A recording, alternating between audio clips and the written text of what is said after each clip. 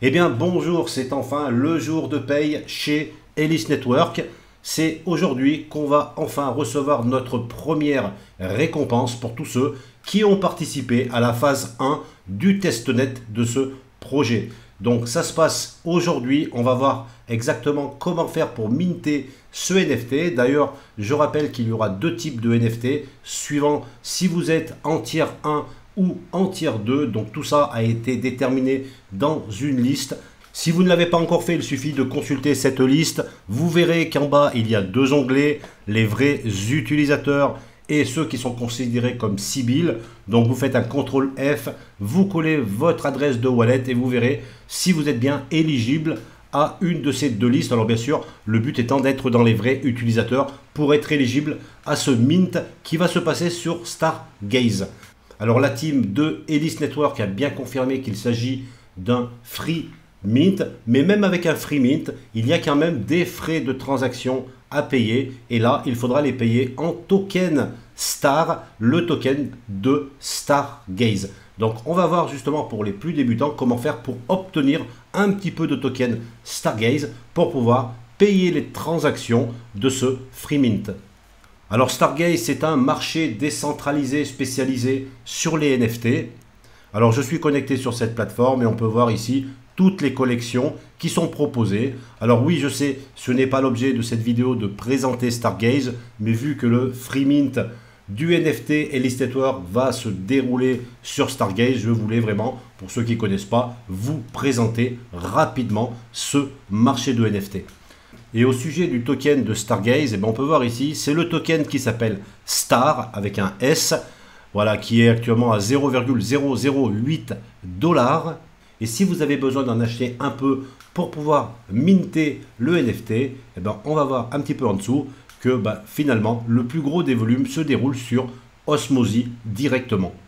Alors pour tous ceux qui en ont besoin, il faudra bien sûr se rendre directement sur cette plateforme Osmozy et faire un swap. Alors là, par exemple, entre de l'Osmo, si vous en avez sur la plateforme, directement vers du Star. Alors actuellement, il est conseillé d'avoir environ 0,5 token Star, donc c'est pas beaucoup.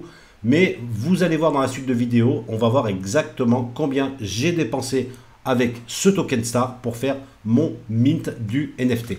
Alors si j'essaye la conversion 0,5 Star, on peut voir que ça donne 0,004 $, donc c'est très peu, c'est vraiment une poussière. Néanmoins, il vous en faudra quand même si vous voulez aller jusqu'au bout de ce mint, sinon ça sera un échec. Voilà, donc pensez vraiment à acheter un petit peu de Star, regardez la fin de la vidéo pour savoir exactement combien personnellement ça m'a coûté. Ceci étant dit, on va passer maintenant dans le vif du sujet et je vais me rendre sur le lien proposé par la team de Ellis Network pour enfin minter mon premier NFT de ce projet que j'adore, entre parenthèses. Allez, on y va tout de suite.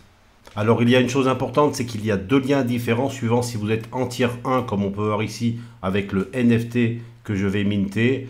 Alors là, vous voyez que je suis éligible pour ce tier 1 NFT ou alors le tier 2. Donc bien sûr, les deux liens seront en description de cette vidéo qui se trouve ici. Et là, vous voyez si vous êtes éligible ou pas. Donc je vais revenir sur ce premier lien. On peut voir ici que j'ai actuellement 628,54 tokens Star. Allez, on va minter le NFT. Voilà, donc Kepler qui s'ouvre. On va approuver la transaction. Et voilà, donc le NFT a été minté. Je peux le partager sur X.